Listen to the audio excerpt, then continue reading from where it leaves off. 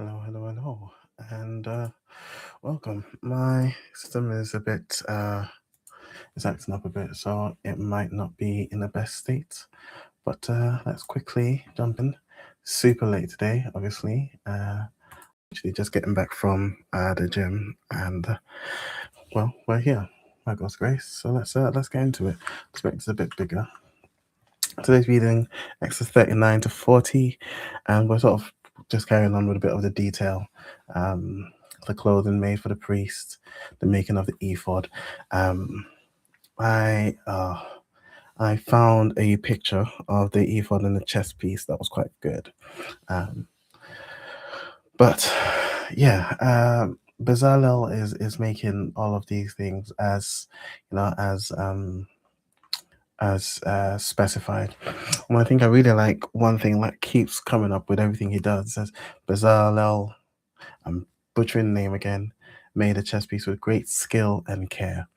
Um, and again, it was speaking to what I was speaking about yesterday, which is, when you're doing something for someone that you greatly love, admire, you pour yourself into it. You pour all the attention, all the skill, all the care that you can into what you're doing. You don't just do it haphazardly. You don't just do whatever. And that we should do what we do for God in the same way. But the Bible also says whatever we do, we should do for God. And thus, Christians, I think, we should be doing the most. We should be doing every single thing that we touch with great skill and care.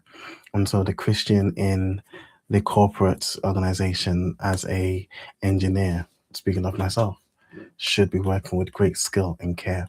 And if you guys would permit me, I say you guys, no one's watching, but I pray, and this is a prayer that I shall have a attitude of excellence in doing what I do for work, as a father, as a man, as a creative. That I shall do it with great skill and care because I do it for the Lord. Yeah.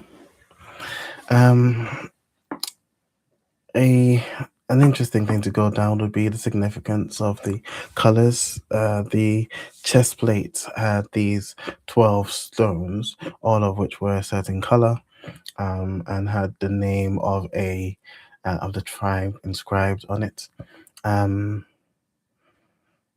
Not to make too much of these things, we can go into like New Ageism or just random, mythology and conspiracies on what colors mean. Um, but I find it interesting that God picks these colors. He specified each color. And I tend to think God does everything with for a specific reason. But imagine as well, as the priests are going in, they've got their 12 tribes on two stones, the ephod, and then they've got the 12 tribes and 12 stones on the chest piece, knowing that they are representing the people. And I think it's probably just as much for the benefit of the priests to have that, to carry that burden, to know what they're doing, as it is to, remind God that these are his people. How I might be showing my age here, but you'd see like little schoolgirls and they'd write the name of their crush in their notebook with a heart and all of that, and it's no, I wouldn't say it's equivalent that's happening here, but it's damn similar. um, so the priests had their clothing described and was being made, and at last, they're done, and Moses goes to inspect the work, and it's beautiful. The Israelites had done everything just as the Lord had commanded Moses.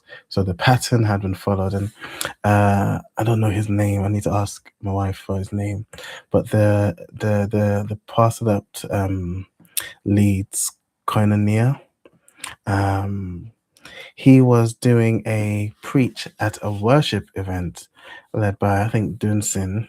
He was like a Nigerian, I think he's Nigerian, worship gospel artist, and he was talking about how when the pattern is met perfectly, then the blessing, or then the thing shall flow. Then the God's presence flows. And this was a the verse that he pulled from, that the Israelites had followed the pattern that was given to them, just as the Lord had commanded. And when he did, we're going to read the glory of the Lord came. So the glory that came in that cloud came and rested on the tabernacle. And it was so significant that even Moses couldn't go in at some point. But then, yeah, the tabernacle's completed. The priests are given sort of their instructions as to what to do. You wash before you go in. You anoint. You do all of these rituals.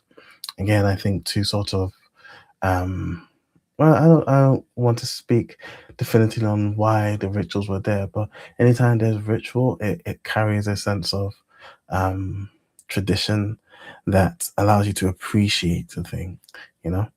Um, so yeah, the cloud covered the tabernacle, and God's now there. And when the when the cloud rose, then the people knew, okay, it's time to go. And when it settled, they stayed, and God was living with the people, intense as they were intense.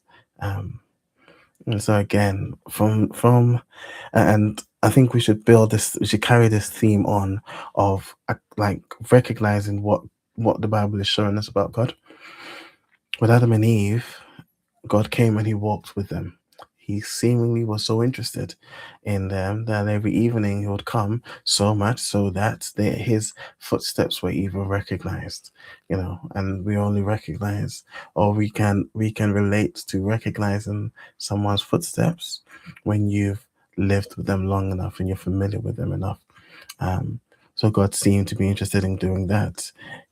He seemed to be interested in coming and conversing with Abraham, revealing his plans to Abraham, Isaac, Jacob, individually seeking to reestablish the covenant with the people. Not necessarily even just your grandfather told you. It was he had come. Isaac would have heard from Isaac would have heard from Abraham, but Isaac also had his interactions with God, and God promised him. And then Jacob, God promised him. Jacob had the Jacob's ladder at Bethel, and then the 12 tribes and Joseph and their time in Israel had gone by. But then God comes in again, meeting with Moses at the burning bush and seeking, to have relationship with the people. So he liberates the people. He demonstrates his power to the people and to the people's enemies, liberates them from slavery, takes them away from a pursuing Pharaoh, and then meets them at Mount Sinai again, seeking to meet them on a almost on a personal level. And now we're here. And again, he's come and the cloud rests on the tabernacle amongst them. Moses would set the tabernacle up a bit of a ways away, but it was within sight. They could see the Lord is here with us. When the Lord rises, okay, let's all go, because the Lord is moving us.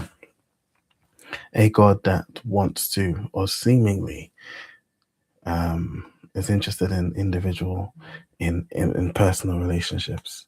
And we're going to go all the way and see ultimately that manifests in not only Christ coming and walking amongst us, but Christ leaving, that the Holy Spirit will come and dwell within. Anyway, spoilers. That's today's reading. Let's mark that as read. And again, I don't know if we've finished Exodus, or if, because it's chronological, we are just moving around. And because it's interesting to me, I actually want to go in and just check it. So, and I just exposed that I don't know off the top of my head how many chapters Exodus has, and it's 40. So we finish Exodus. Tomorrow we start Leviticus. That's dope. Cool. Tomorrow, Leviticus 1 to 4. All right, guys.